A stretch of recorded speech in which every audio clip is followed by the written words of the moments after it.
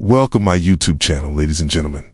Happiness, for many, remains a shifting illusion, always escaping the grasp the moment it feels near.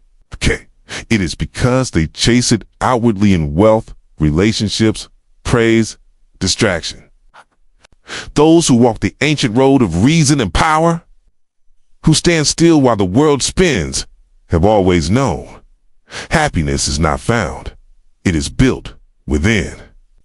And to build it, one must obey the architecture of order, forged by powerful habits.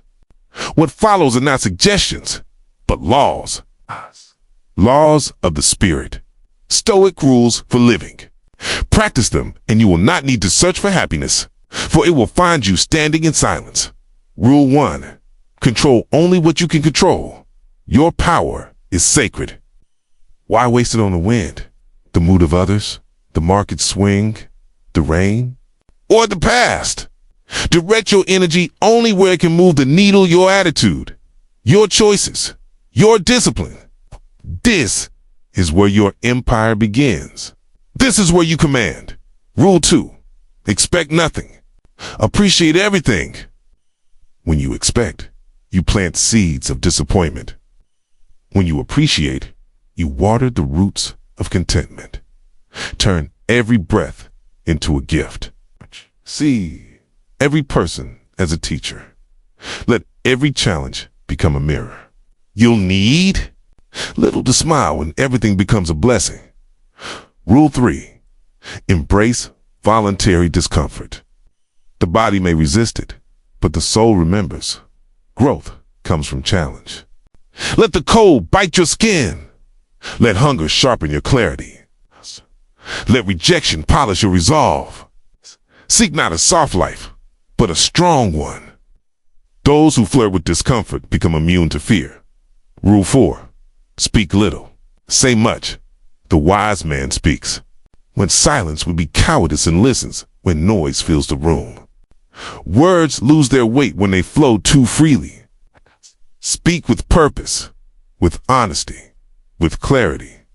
Your silence will echo longer than someone else is shouting. Rule 5. Practice negative visualization. Imagine losing it all, not to despair, but to awaken. Imagine her walking away, the job disappearing, your health fading. This is not morbidity. It is sobriety, okay? And from that clarity comes the greatest appreciation and the deepest resilience. What you prepare for, you no longer fear. Rule 6. Let go of the outcome. You plant the seed, but the rain decides to harvest. Do your part with honor and release the need to own the results.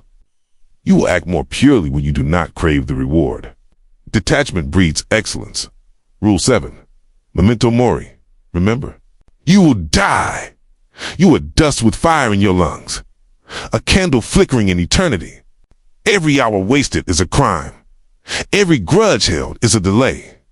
Every hesitation is a theft of your legacy. Live now, not tomorrow, not after the fear fades. Now, Rule 8. Say no often. Your time is a vault. Guard it. Say no to gossip, to distraction, to mediocrity dressed in comfort. Every no to the world is a yes to your soul. Protect your boundaries like they were your children. Rule 9. Align with nature, not against it.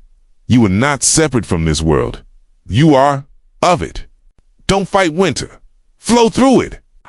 Don't curse aging. Embody it. The river is wiser than a rock because it yields. Yield, and you become stronger than force. Rule 10. Judge no one. Improve yourself. To judge another is to waste vision.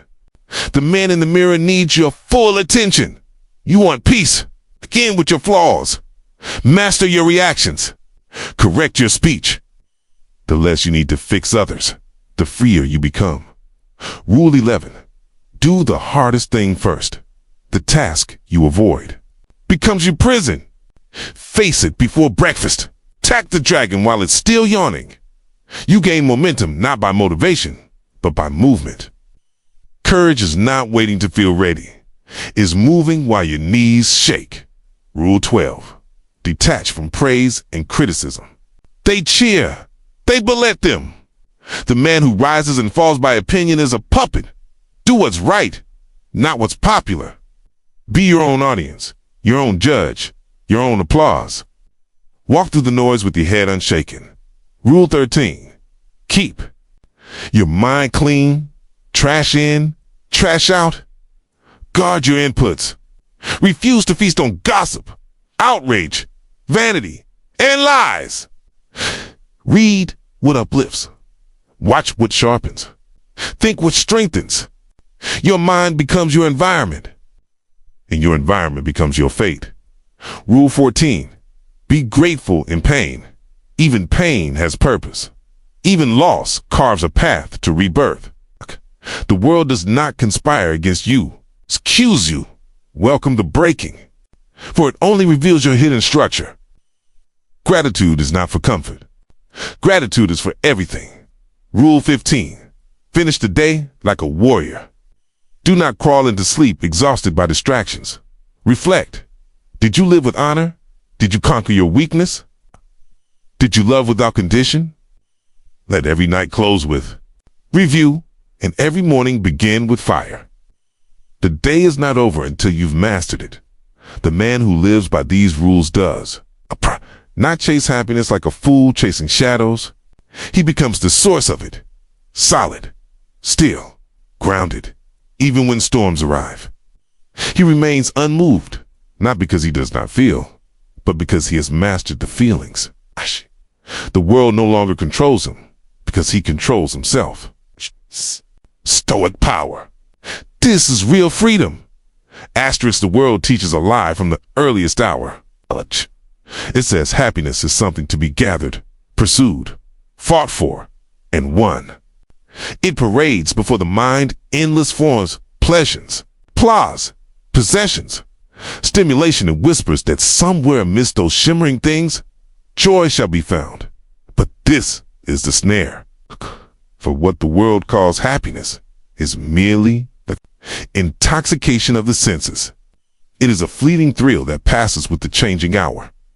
You must rise above it. True happiness is not found in pleasure, but in peace. Not in the abundance of things, but in the stillness of being. Peace is not something added to you from without, okay? It is something uncovered within. Like gold hidden beneath layers of earth, it lies veiled by noise, distraction, and emotional agitation. To discover it, you must stop seeking. You must look not into the mirror of the world, but into the depths of yourself. The man who lives from peace does not chase. He does not fear the loss of external things, for he has already secured the internal kingdom. His soul rests in its own place, untouched by fortune or misfortune. What does it profit a man to have the applause of many, but no stillness within? To dine among kings, yet tremble in the silence of his own mind. The peace I speak of is not dullness. It is not escape. It is intensity beyond emotion. It is awareness without resistance. It is the mastery of self through the dominion of thought. It is not passive. It is power. For the man who is at peace commands the moment. He does not react. He responds. He does not beg for comfort. He creates it. He is not moved by outcomes, because his vision is rooted in eternity. Pleasure is the bait. Pain is the trap. But both pleasure and pain vanish when the soul is anchored in being. You will no longer oscillate between highs and lows when you cease to measure yourself by what passes. The external world is the mirror, but it is not the source. The source is imagination. The source is thought. And peace flows not from what is happening, but from how you perceive what is happening. Every reaction is an interpretation, and every interpretation is a decision. Decide, then, not to be disturbed. Decide to remain whole. To the man in search of peace, begin with observation. Watch your thoughts. Stand aside from the moment and see how your mind races, how it craves, how it resists. Do not fight the restlessness. Witness it. Do not suppress the pain. Study it. Through the light of awareness, all storms subside. You will not find peace by silencing the world. You will find it by silencing the need to control it. Let the world whirl, but let your soul remain still. As the eye of the hurricane is untouched by its violence, so too must you dwell in that unmoved center. Happiness is not the absence of hardship. K. It is the presence of clarity. K. It is not built upon the avoidance of suffering, but the understanding of its message. Every discomfort is a signal that the soul has turned from itself and begun to idolize form. Return to the formless. Rest in the eternal now. Release the craving for how things should be and embrace the reality of what is. The moment you stop chasing peace, you begin to feel it. The moment you stop needing happiness, it floods your being. For you are not the seeker, you are the source. Understand now the second truth. Control is power, and the only control that brings freedom is self-control. The man who has not mastered himself will be mastered by everything. He will be ruled by glances, by opinions, by traffic, by temperature, by memory. He will be like a feather in the wind, beautiful perhaps, but helpless. But the man who governs his emotions, who disciplines his thoughts, who orders his responses, that man walks with the authority of kings. For he has claimed the one kingdom that cannot be taken from him. You are not your feelings. You are not your impulses. You are not even your thoughts. You are the chooser of thoughts. You are the observer of feelings. You are the awareness within the experience. The moment you identify with the storm, you become its victim. But when you step back and realize that every sensation, every reaction, every urge is just a movement within consciousness, you reclaim your throne. And from that throne, you issue new commands. Begin now to examine where your control has been surrendered. Where do your moves depend on others? Where do your actions flow from habit rather than intention? Where do your desires drag you like a prisoner instead of being used like tools?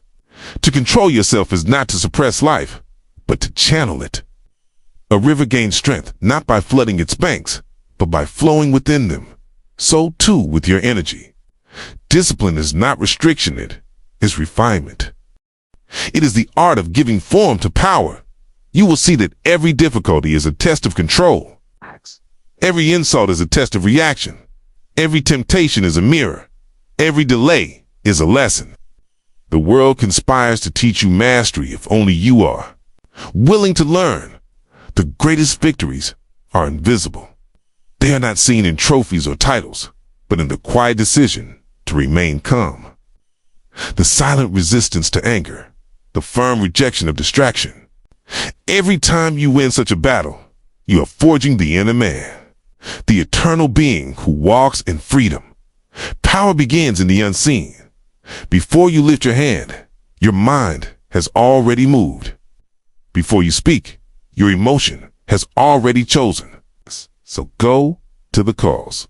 Govern there! Control at the route, and you will never have to fight in the branches.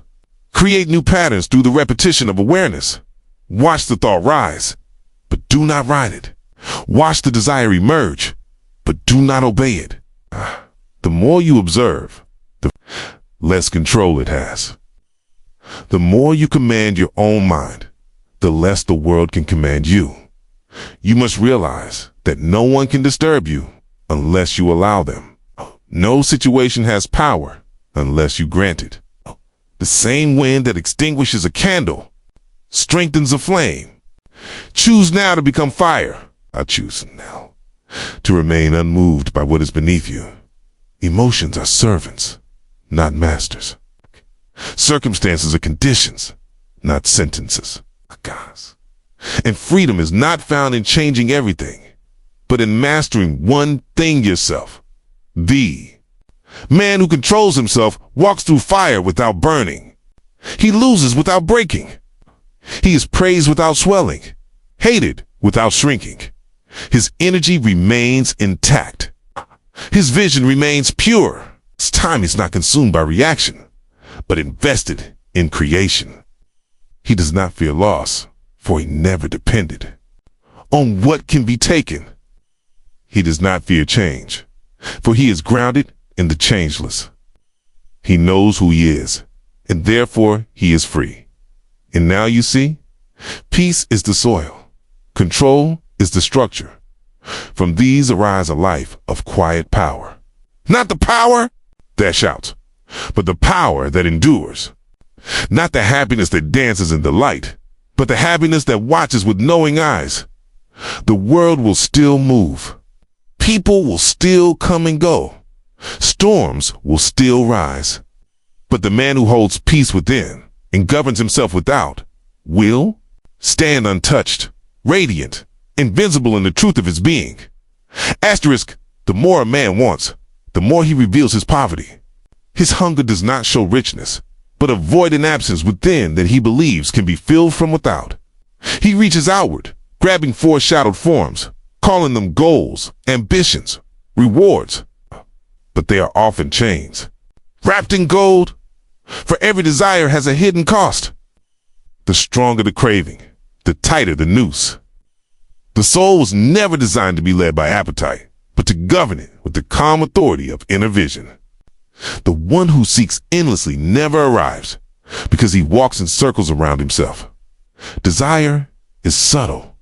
It promises satisfaction, then enslaves.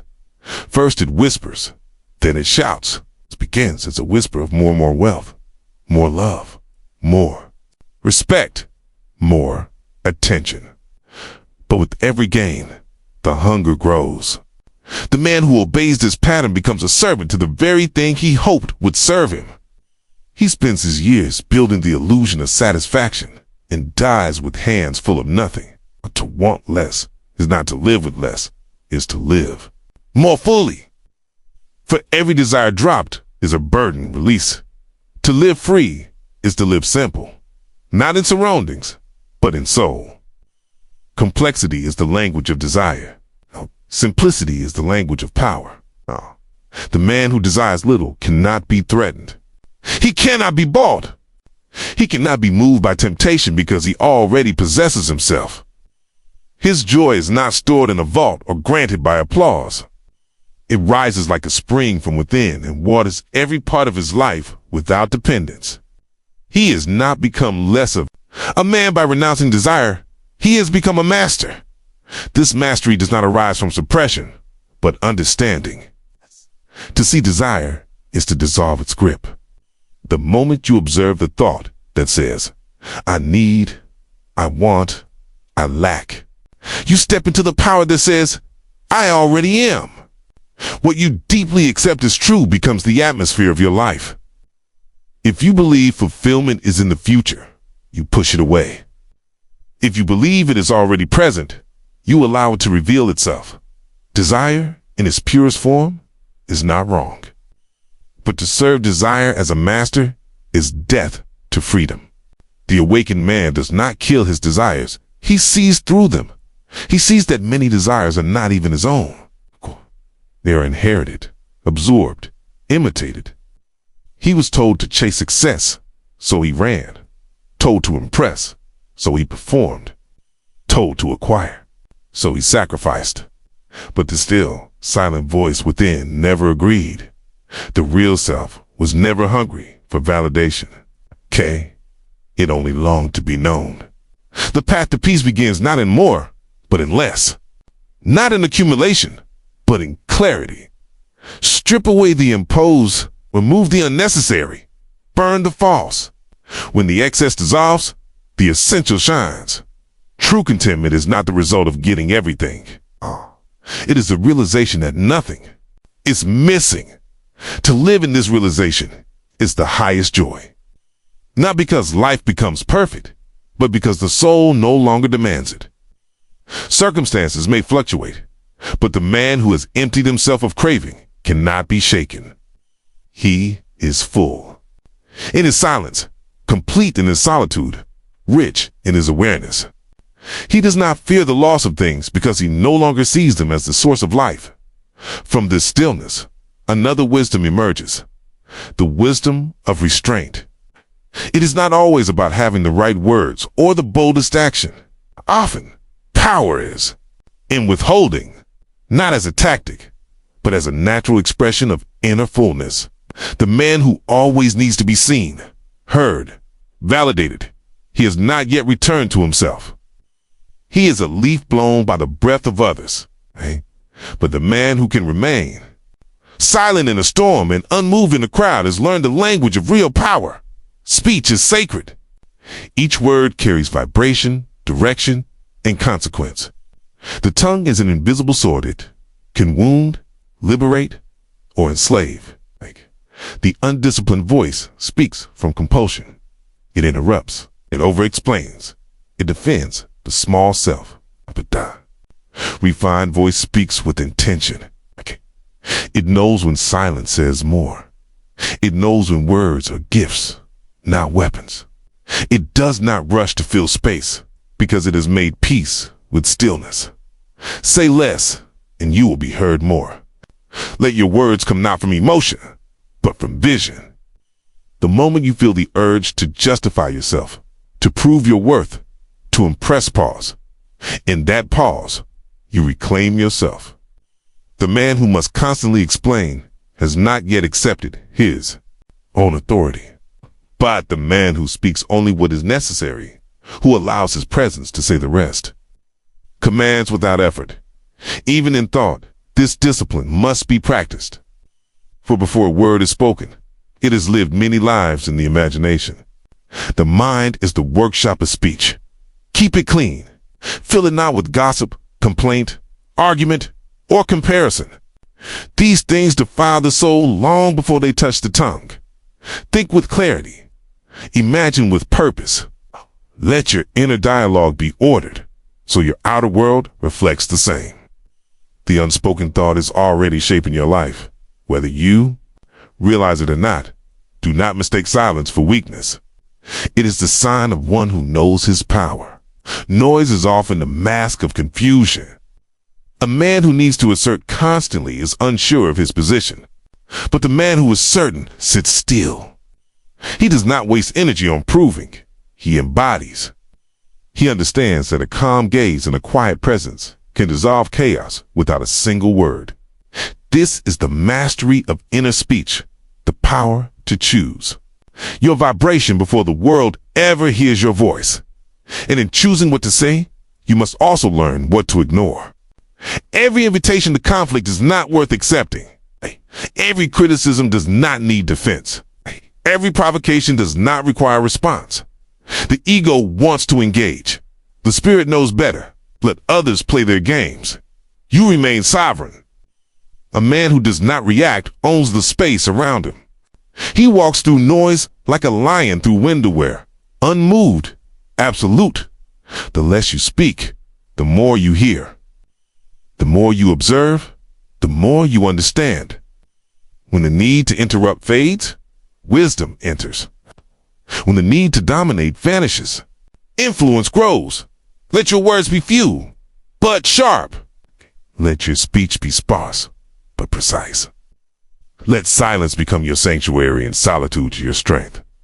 And from this inner realm, when you do speak, your voice will carry weight not because it is loud, but because it is true. In stillness, the spirit breathes. In restraint, the mind sharpens. In simplicity, the soul expands. Tease. No longer the compass. Peace becomes the path. This is not the philosophy of the faint, but the awakening of the strong. Not those who scream for freedom, but those who embody it quietly. To want little and speak less is not to shrink, it is to rise. It is to live from the center, not the circumference. It is to be rooted where storms cannot reach. And so, observe your desires. Watch your speech. Step back from the pool of the world and listen for the eternal whisper within. The more you need, the more you suffer. The more you speak without purpose, the more you scatter your force. But when you strip away the excess, silence the noise, and return to the essence, you will find that happiness, was never far, was waiting in simplicity. It was hiding in stillness. Okay. It was you all along. Asterisk. Every man walks with a clock inside him, though most never hear its ticking. Oh, they move through the hours as if eternity is promised, as if tomorrow is guaranteed. But the wise know otherwise. They know that the body is dust and breath, that every second is a note in the music of a vanishing song. The truth is not morbid, it's freeing. To remember that you must die is to awaken from the sleep of the unessential. The illusion that you have time is the greatest thief. It steals urgency, devotion, presence. But when you recall that the hourglass is always running, you begin to truly live. Life begins where delay ends. When you realize that each breath might be your last, you stop wasting them on argument, complaint, doubt, and fear. You stop living in the echo of yesterday or the fantasy of tomorrow. You come back to this moment, not because it is comfortable, but because it is real. And reality is all you ever have. To remember your death is not to dwell in sadness. It is to open your eyes to the beauty of the temporary, the fire of the fleeting, the gift of the now. No one knows the number of their days, and yet most walk.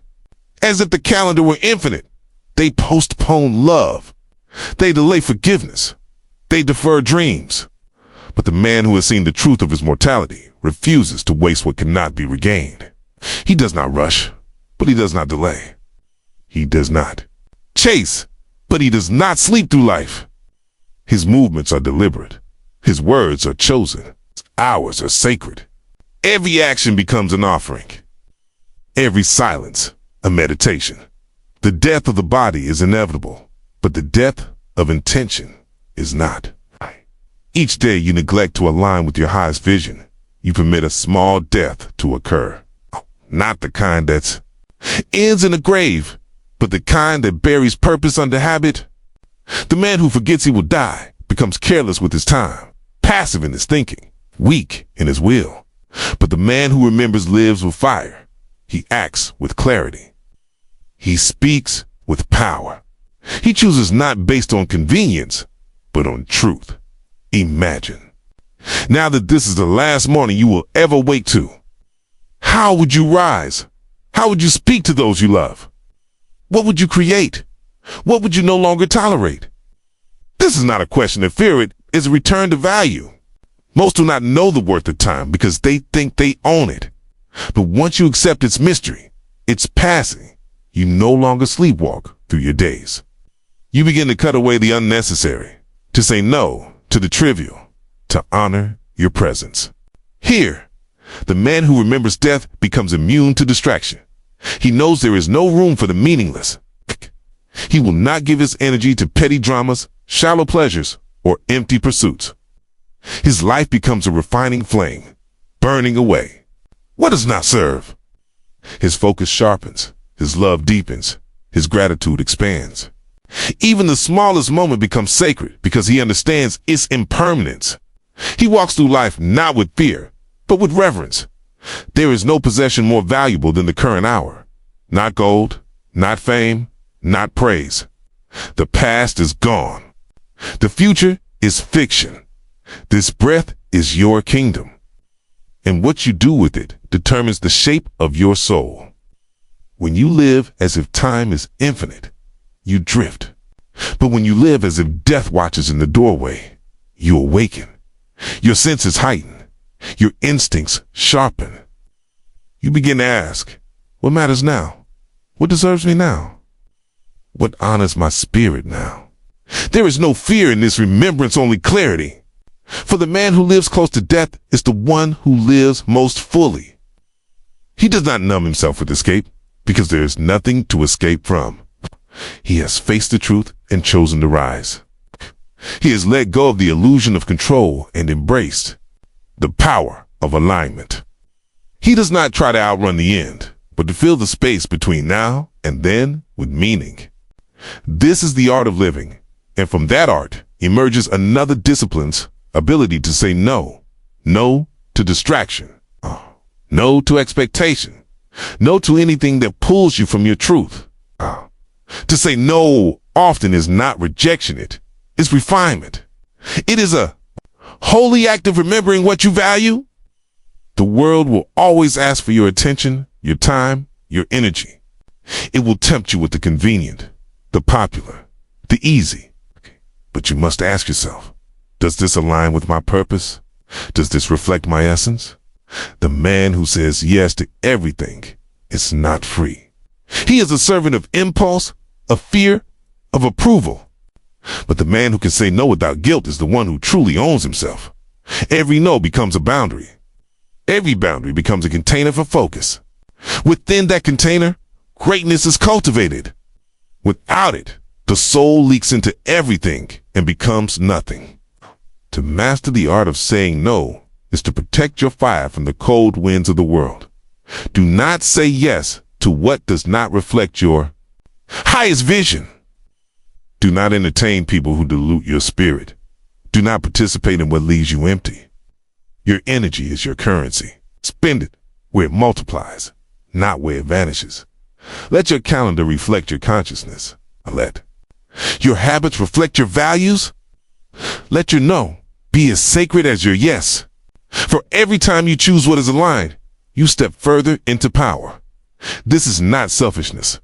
It's sacred responsibility. If you do not protect your own life, who will? If you do not draw the line, how will you walk your own path? Boundaries are not walls. They are bridges. They create the structure within which your soul can flourish. Say no to urgency that is not yours. Say no to invitations that do not honor you. Say no to anything that dims your inner light. Not out of anger, but from clarity. Your future is not shaped by the many things you do. It's shaped by the few things you do repeatedly with devotion. And those few things require space, focus, and intentional energy. To build anything sacred, you must clear what is not. To rise, you must release. To grow, you must guard. Your no makes your yes powerful. Your silence makes your words count. Your detachment gives birth to presence. And so, the man who remembers that time is brief begins to choose with precision. He says no, not because he is closed, but because he is open only to what aligns. He says no, not out of fear, but out of love for himself, for his mission, for his time. He does not feel the need to explain, because truth requires no defense. He simply moves where he is called, and lets all else fall away. When you live with the awareness of death and the courage to say no, you become a force in the world, not because you dominate, but because you align. Not because you control others, but because you govern yourself.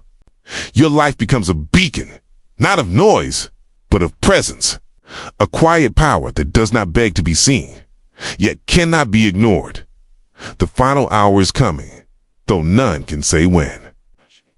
But the final hour is not the enemy, it's the invitation to live fully, to live wisely, to live now, and in the now, all power rests. The man who remembers his lives, not for someday, but for the sacredness of this breath, this choice, this word, he is awake, aware, and aligned. Not because he fears death, but because he honors life.